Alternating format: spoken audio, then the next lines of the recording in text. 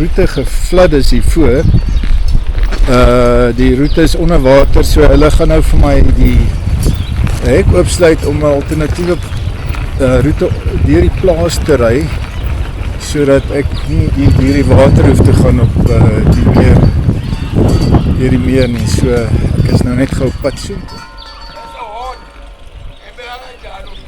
Okay, cool.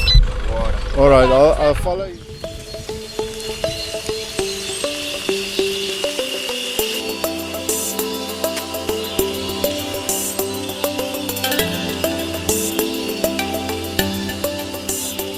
The water today.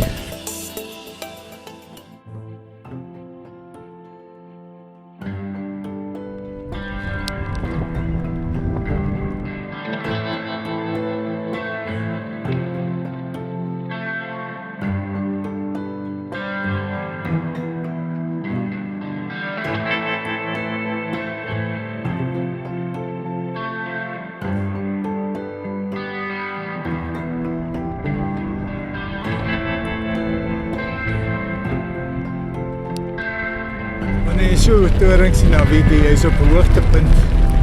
So ek verwag hier kom 'n lekker afdraandjie.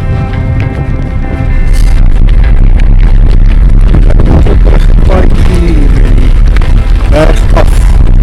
Lyk maar met 'n weer berg